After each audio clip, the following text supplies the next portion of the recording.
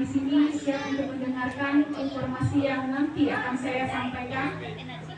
Dalam pembelajaran saya sebagai calon guru penggerak, di sini saya memberikan sebuah diseminasi informasi penjelasan dengan materi yang saya pelajari untuk saya sampaikan kepada ibu-ibu di sekolah saya ini. Mungkin karena waktu kita tidak jalan, makanya saya berbicara saja. Sebenarnya nanti saya mau menampilkan dengan kendala yang kita alatnya ada yang bilang, jadi langsung saja di sini ya Bapak Ibu. Di sini saya akan memberikan mengenai budaya positif. Yang dinamakan dengan budaya positif itu termasuk apa saja gitu. Di sini ada disiplin, kemudian teori, motivasi, hukuman dan penghargaan, serta keyakinan kelas dan kebutuhan dasar manusia dunia yang berkualitas itu bagaimana. Kemudian 5 kontrol kita sebagai seorang guru dan segitiga restitusi. Jadi di sini yang dinamakan dengan budaya positif itu apa? Budaya positif itu menurut KHD itu menuntun segala kekuatan kodrat yang ada pada anak agar mereka mencapai keselamatan dan kebahagiaan yang sedikit-sedikitnya baik sebagai manusia maupun sebagai anggota masyarakat. Yang budaya positif itu apa gitu? Yang budaya positif itu nilai-nilai keyakinan dan kebiasaan-kebiasaan yang sekolah kita yang berpihak kepada murid, bukan pihaknya kepada kita sebagai seorang guru.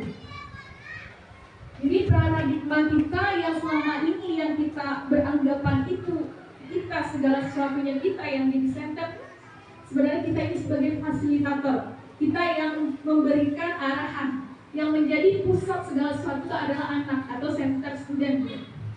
Jadi di sini perubahan paradigma dari teori tadi ada namanya teori kontrol, di mana teori kontrol itu guru mengontrol bagaimana kita memberikan penguatan positif efektif yang bermanfaat, yaitu memberikan kritik, kemudian bagaimana kita menguatkan karakter anak. Di samping itu kita harus mengetahui dulu apa sih makna disiplin itu. Disiplin itu maknanya yaitu berasal dari konotasi disiplin, itu dari murid-murid. Disiplin membuat orang menggali potensi yang menuju sebuah tujuan apa yang dihargai. Namun dalam budaya kita, makna disiplin ini telah berubah menjadi sesuatu yang dilakukan seseorang untuk mendapatkan kepatuhan, bukan kepatuhan yang kita minta. Jadi kecenderungan itu yang sekarang kita ubah paradigma yang apa yang kita hargai atau pencapaian kita untuk mencapai tujuan yang mulia tersebut. Jadi disiplin ini bisa di dalam budaya kita. Kemudian menurut KHJ juga merdeka itu artinya tidak hanya terlepas dari perintah, kita bukan pemerintah, akan tetapi untuk cukup buat kita memerintah diri sendiri. Itu versi dari Bapak Ki Hajar Dewantara. Kemudian nilai-nilai kebijakan yang universal. Kemudian bagaimana kita sebagai seorang guru memberikan motivasi terhadap anak didik kita. Jadi motivasi ini ada eksternal, kemudian ada internal, yaitu dari diri anak didik kita sendiri. Jadi yang keyakinan kelas, hukuman, penghargaan itu ada perbedaannya. Jadi mengapa sih tidak ada peraturan mengapa harus keyakinan kelas? Biasanya kita lakukan kan peraturan gitu. Seharusnya yang kita lakukan itu keyakinan kelas. Kenapa? Untuk menghargai bagaimana anak itu yang sendiri yang mengakui. Contohnya di sini keyakinan kelas berbeda dengan kesepakatan kelas atau tata tertib yang biasa kita buat tiap kali ada di dalam lokal-lokal. Keyakinan kelas itu anak didik kita yang berusaha untuk dia menyadari kalau dia yang salah. Contohnya di sini anak didik kita tersebut melakukan yang sering terjadi di sekolah kita, misalnya dalam lokal ada yang berantem. Jadi kan biasanya, yuk minta maaf, itu kan biasa yang kita lakukan. Sebenarnya kita sekarang melakukan yang namanya restitusi gitu. Restitusi itu adalah tindakan kita, jadi hukuman dengan konsekuensi berbeda. Kalau hukuman itu dia ibaratnya kita perintah. Kalau konsekuensi dia menimbulkan rasa tanggung jawab gitu, rasa dia apa sih yang dia lakukan tadi itu, dia menimbulkan ibaratnya penyelesaiannya. Jadi misalnya tadi ada di dalam lokal kita, misalnya anak-anak ini bertengkar. Jadi bertengkar, kita adakan restitusi. Restitusi ini ada 3. Pertama kita identifikasi dulu, apa sih permasalahan yang terjadi gitu antara si anak. Setelah itu baru kita validasi tindakan. Validasi tindakan dengan kegiatan anak-anak yang tadi kita tanya. Misalnya yang versi A, bukan kita langsung keduanya Bu. Kalau di restitusi berarti satu individu anak itu ditanya dulu. Nanti kalau berdua berarti nanti timbul cekcok gitu kan. Jadi versinya kita individu dulu. Jadi kita panggil salah satu. Jadi kita menanyakan sebagai penyambung kata aja. Misalnya anak ini misal contohnya ada saya ambil satu kasus di lokal saya, misalnya bertengkar kemudian terlepas atau copot kacamata temannya. Jadi yang saya panggil itu yang bukan yang korbannya, berarti yang melakukan kesalahan. Saya panggil di kantor, kemudian setelah saya panggil, saya tanya kalimat kata-katanya tuh berarti trik kita sebagai guru. Berarti bukan ibaratnya sama kita kayak polisi lah, ibaratnya menginterogasi. Menginterogasinya menemukan jawabannya. Misalnya kenapa Naswa, apa yang terjadi? Setelah kita menanya begitu, bukan langsung kita kamu salah, jangan. Kita pasti menyebutkan wajar, misalnya itu manusiawi, kita manusia. Misalnya itu pun di posisi Naswa, pasti yang namanya manusia pasti ada marah, pasti ada kesal. Setelah itu baru kita lakukan penanyaan, apa sih kok bisa sih Naswa lakukan kayak gitu, alasannya apa? Nanti kan anak ini berbicara, ya Bu, karena misalnya si Zizi dia marah-marah aja Bu, ya saya kesal, makanya saya ambil, saya simpan kacamatanya, kemudian terlepas dengan tangan saya. Itu misalnya jawaban si anak. Kemudian bagaimana kita memberikan kepada anak tuh dia yang menyadari, misalnya kalau misalnya terjadi begitu, apa sih yang Naswa lakukan untuk mengatasinya. Bukan kita yang memberi ibaratnya jawabannya, dia menemukan. Ketika nanti dia berpikir, oh bisa Bu, nanti kalau misalnya Najwa salah, otomatis nanti Najwa perbaiki dengan cara dilem.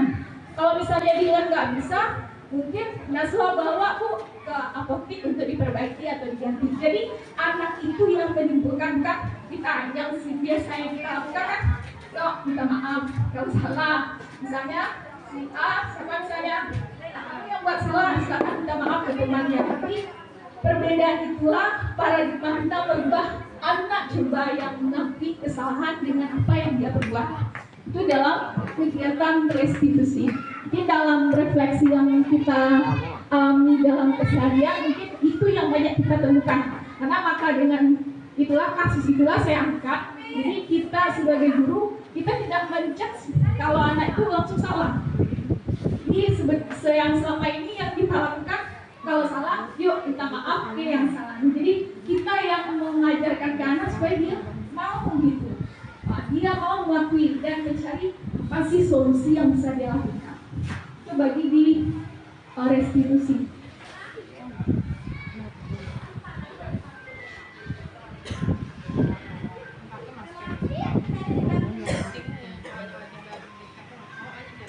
Kemudian ada namanya Bu posisi kontrol. Jadi kita di sini bukan pemukul, bukan membuat rasa bersalah. Jadi kita bisa menjadi teman atau pemantau dan manajer. Manajer dengan pemantau berbeda. Manajer berarti kita nanti bagaimana kita memberikan sesuatu dengan ada hasilnya. Kalau pemantau hanya sekedar melihat saja. Jadi kalau kita sebagai guru mengadakan yang namanya teori posisi kontrol yang hukum, dan jangan sampai kita membuat anak itu bersalah. Kata-kata membuat rasa bersalah di dalam posisi 5 kontrol tadi tidak seharusnya kita lakukan. Karena kita sering rasa keteledoran, misalnya menyebutkan, nah ini gara-gara kamu nih, gara-gara kamu kawannya nggak nangis. Berarti kan kita memberikan rasa penyesalan kepada anak-anak. Kalau nggak kamu lakukan, kawannya nggak nangis. Berarti kita mencoba jangan sampai membuat rasa bersalah. Jadi dengan adanya membuat rasa bersalah, berarti nanti mental anak dengan cara kita berbicara seperti itu tidak sesuai dengan paradigma Ki Hajar Dewantara yang saya pelajari pada saat ini.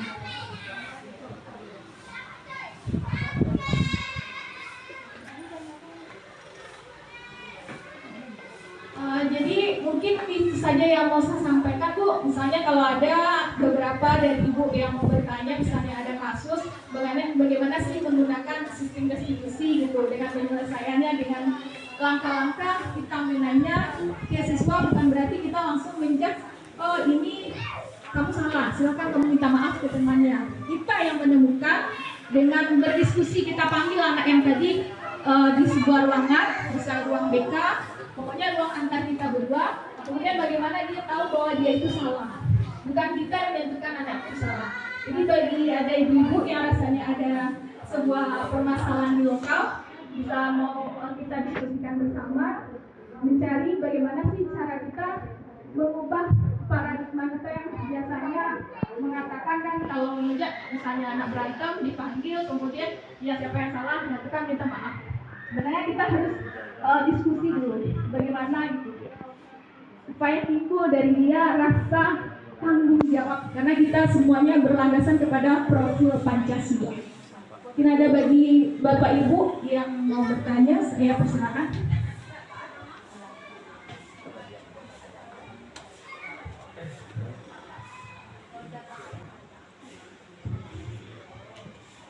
Terima kasih Bu Susan yang telah menyampaikan materi yang nanti akan dipergunakan untuk bahan dalam pelaksanaan CGP yang sedang berlangsung.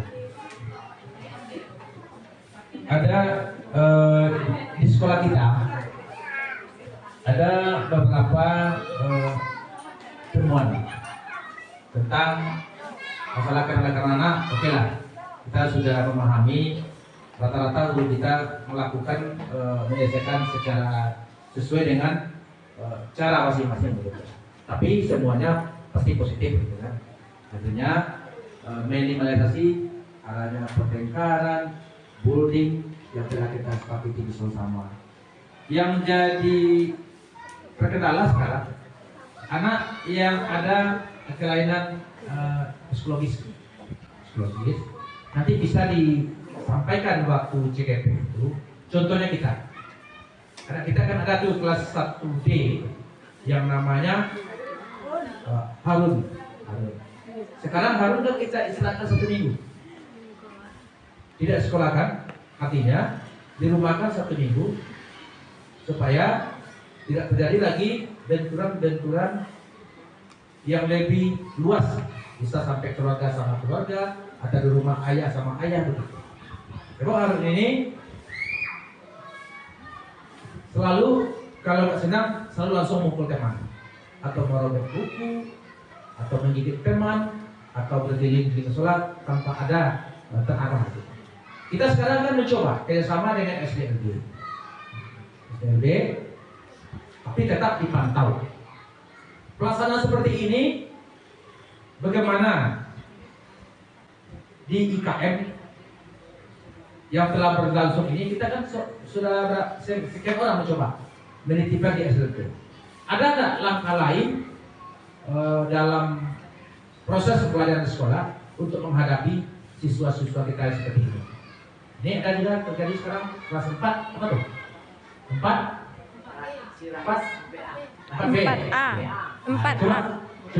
Coba nanti sebagai bahan oleh khususan untuk menyampaikan itu kepada narasumber yang terjadi ini sampai ada nggak kata lain selain di SDLB?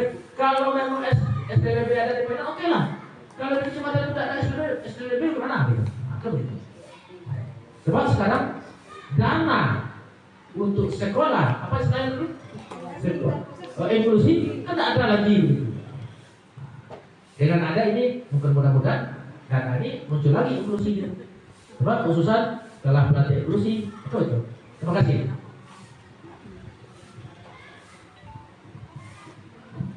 Ya, terima kasih banyak atas masukan dan saran Bapak. Kalau di segi misalnya anak berkebutuhan khusus, ini versi saya sebagai saya juga pernah pendidikan inklusi. Jadi di sini mungkin Bapak Ibu wali kelas mungkin bisa bekerja sama dengan saya dalam bagaimana sih langkah kita menemukan anak-anak yang berkebutuhan khusus. Berarti kalau anak yang berada di sekolah ini rata-rata kebutuhan khususnya yaitu emosional. Kemudian ada juga mungkin kesulitan belajar. Kalau berkesulitan belajar mungkin wali kelas mungkin sudah bisa membantu saya dalam menyelesaikan anak-anak tersebut. Tapi kalau bagi emosional, di sini kalau emosional pun ini biasanya terbagi pula banyak Pak. Jadi tingkatannya banyak. Jadi ada yang lebih tinggi kali kalau misalnya sekolah yang tidak mampu kita menangani, bisa kita opor ke SDLB. Misalnya sudah kamu misalnya sudah menghancurkan barang gitu, mungkin masih tidak mampu kita sebagai guru untuk mengelola anak tersebut. Tapi masih jangkauannya masih ada beberapa yang ada saatnya dia tenang dan ada pula saat dia mengamuk tidak terus menerus. Itu mungkin ada taktik dalam pengajarannya. Taktik kita bagaimana posisi si anak ini kita akan ketahui kalau dia sedang mengamuk itu pasti ada cicinya. Dia mungkin tidak langsung aja mengamuk, mungkin ada penyebabnya atau kenapa sih dia bisa mengamuk gitu. Mungkin ada sesuatu yang mengganggu dia. Karena orang anak kebutuhan tersebut dia pantang untuk diganggu. Kalau dia ganggu dia akan membalas. Karena itu dia bagaimana dia untuk menghilangkan dirinya dari orang lain. Itu yang biasanya saya pelajari. Tapi kalau terlalu lebih menghancurkan misalnya yang ada di dalam kelas, kemudian ibaratnya memukul orang lebih parah atau sampai terjadi berdarah-darah luka gitu. Mungkin kita dari sekolah bisa kita melapor ke dinas, kemudian anak ini kita tolong pindahkan sementara sampai anak ini bisa stabil lagi baru bisa dipindahkan ke sekolah kita. Karena kalau misalnya di pendidikan inklusi ini kita tidak boleh mengatakan stop untuk inklusi masuk ke sini karena data SD 23 Padang Utara ini sudah terdata dari pusat. Dan mungkin dalam rangka tahun depan mungkin masih ada pula bagaimana menangani anak ABK ini dengan kurikulum KM karena saya juga sedang mendaftarkan. masih belum terpanggil karena sedang melaksanakan CGPU. Jadi ada pula besok tentunya untuk kurikulum yang berbeda. Jadi itu saja, terima kasih. Bapak Ibu, ada yang lagi yang mau dipertanyakan? Pendapat boleh? Boleh Bu. Ini usul ya. Karena Assalamualaikum warahmatullahi wabarakatuh. Ini memang setiap kelas pasti ada masalah. Tidak semua murid yang bisa kita atur. Menghadapi siswa yang boleh dikatakan agak khusus, suka mengikuti teman-temannya. Pertama sekali intinya guru kelas. Jangan sampai berikan peluang kepada anak untuk bermain atau berkelakar. Intinya guru kelas harus berada di kelas. Jangan sampai sekali siswa di kelas ditinggalkan. Bisa intinya, kalau guru kelas sudah mengawasi anak di jam PBL-nya, kemudian insya Allah tidak akan terjadi seperti itu. Sudah.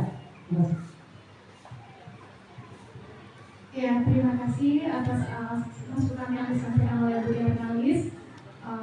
Bapak Ibu, sudah pas, ada yang mau ditanyakan lagi? Sudah? Baik, demikian saja uraian informasi dari saya. Yang telah saya berikan, maaf kalau ada salah saya sebagai manusia.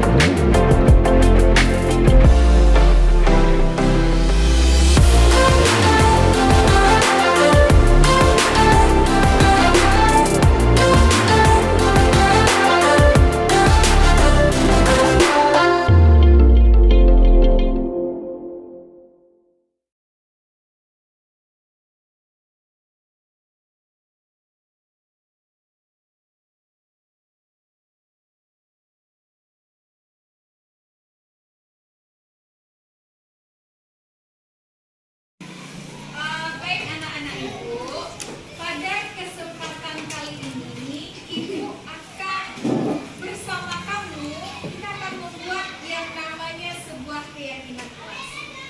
Ada yang tahu keyakinan kelas itu apa? Ada? Ada? Sama dengan peraturan. Benar apa salah? Kalau dikatakan sama dengan peraturan, kalau peraturan itu aturan yang harus kamu lakukan atau sebuah perintah. Kalau keyakinan dari diri kamu masing-masing. Misalnya, kamu dari keyakinan kamu mau apa? Kemudian dilandaskan dengan yang namanya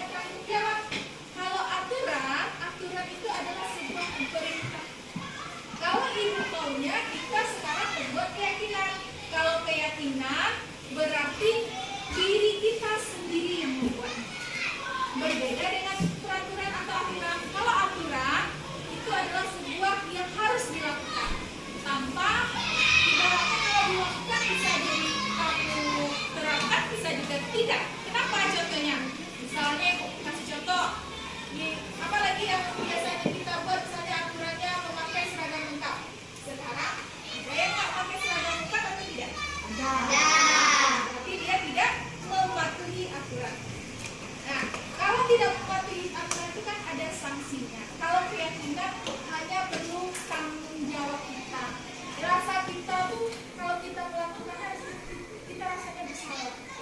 Nah, berarti dari diri kamu sendiri. Kalau aturan tuh misalnya ibu yang suruh kamu kerjakan itu aturan. Kalau keyakinan kelas kita sendiri yang saya kalau membuat ini misalnya tidak akan saya ulangi lagi. Dari keyakinan diri sendiri. Jadi sekarang kita membuat keyakinan kelas yang mungkin katanya Kinara tadi peraturan. Ibaratnya sama, tapi kalau peraturan itu dia memakai harus, dilarang, dia ada kata negatifnya. Kalau misalnya yang keyakinan harus memiliki kata-kata yang positif. Misalnya, saya ingin menjadi anak yang disiplin. Nah, kalau misalnya peraturan dilarang membuang sampah, itu pakai kata negatif. Kita membuat segala sesuatu keyakinan kelas gunakan kata-kata positif. Paham dulu yang akan mau kita buat? Nah, nanti ibu akan memberikan sketch note ini. Nanti kamu tulis keyakinan kamu masing-masing. Apa sih keyakinan saya? Jadi tiap kamu nanti kalau sudah selesai, nanti kita tempelkan di depan. Ya? Udah bisa dimulai? Udah bisa ditulis? Udah. Ya, silakan buat keyakinan masing-masing kamu.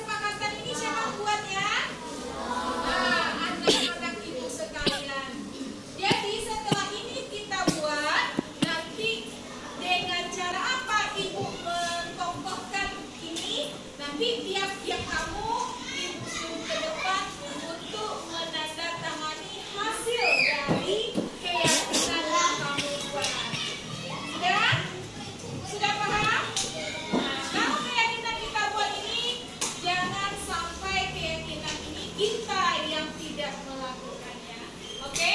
Dan sekarang nanti ke depan, Ibu ambil kertasnya. Saya ulang ambil kertas sampai satu saja.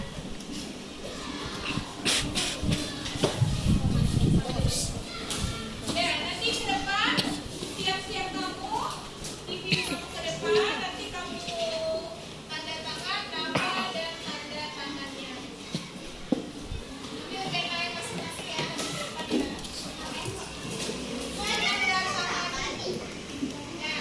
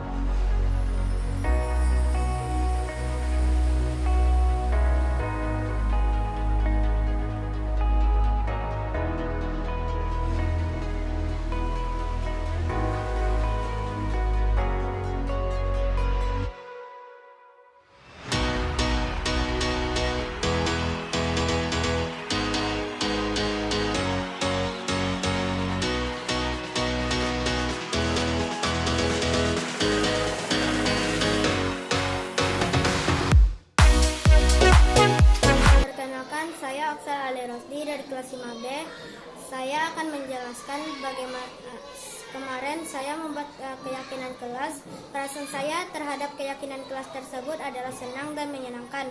Pentingnya keyakinan kelas itu adalah bisa menjadikan saya anak yang lebih bertanggung jawab. Assalamualaikum warahmatullahi wabarakatuh. Assalamualaikum warahmatullahi wabarakatuh. Perkenalkan, nama saya Kinara Alifatur Rahma dari kelas 5B. Saya ingin menyampaikan perasaan saya setelah membuat keyakinan kelas. Perasaan saya saat membuat keyakinan kelas senang dan keyakinan kelas menurut saya sangat penting karena bisa membuat saya jadi anak yang disiplin. Assalamualaikum warahmatullahi wabarakatuh.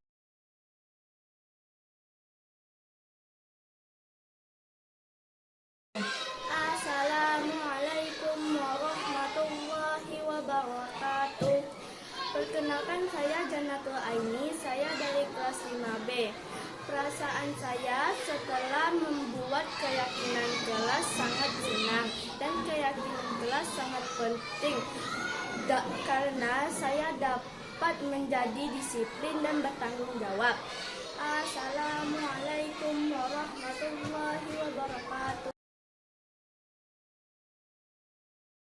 Assalamualaikum warahmatullahi wabarakatuh. Perkenalkan, nama saya Nazla Miftahul Jannah, kelas 5B. Perasaan saya setelah membuat keyakinan kelas sangat senang. Menurut saya setelah membuat keyakinan kelas sangat penting dan bisa membuat saya lebih menghargai. Assalamualaikum warahmatullahi wabarakatuh.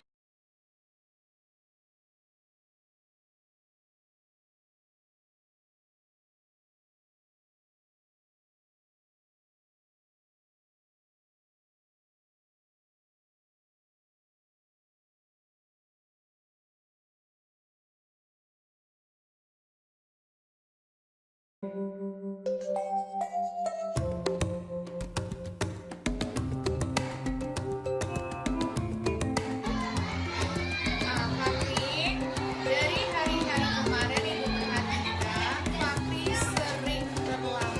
Sekarang Ibu mau bertanya ke Fakri, Fakri kenapa terlambat?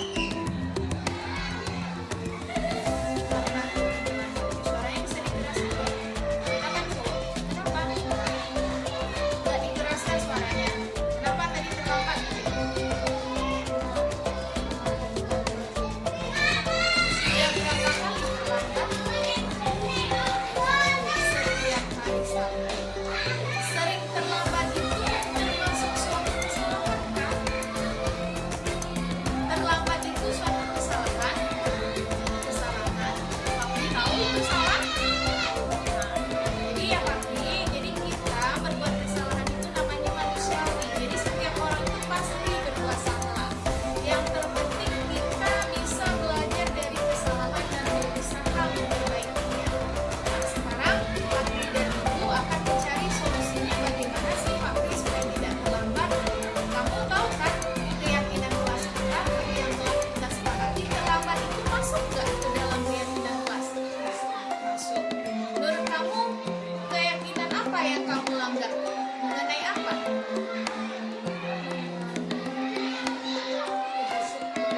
Oh, kedisiplinan. Jadi disiplin itu menurut kamu penting nggak? Jadi tahu yang kamu lakukan yang jika terlambat, bagaimana apa yang nanti kita cari? Bagaimana misalnya kok supaya Fakri tidak terlambat lagi ke sekolah? Apa yang Fakri lakukan? Mengingat jam pelajaran.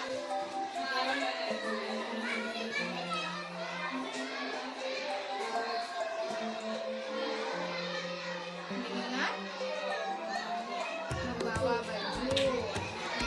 Jadi dikarenakan Fakri memiliki lebih dari satu rumah.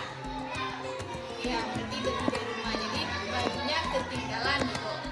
Nah, jadi sekarang permasalahannya kita kan udah tahu. Jadi Fakri setelah kita menemukan nanti, Fakri disebutin, coba diulangi lagi. Apa sih supaya Fakri tidak terlambat lagi? Apa caranya? Pertama,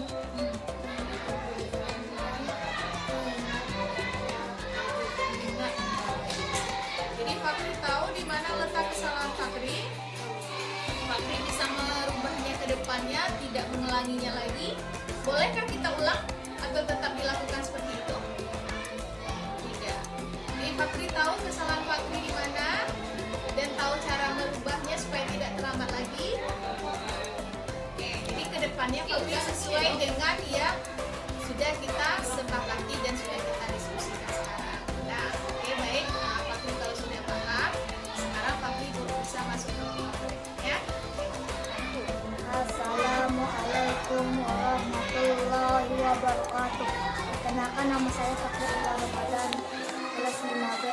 Terima kasih sama Ibu Guru mengajak saya diskusi tentang kesalahan saya terlambat, dan saya tidak akan mengulang kesalahan saya.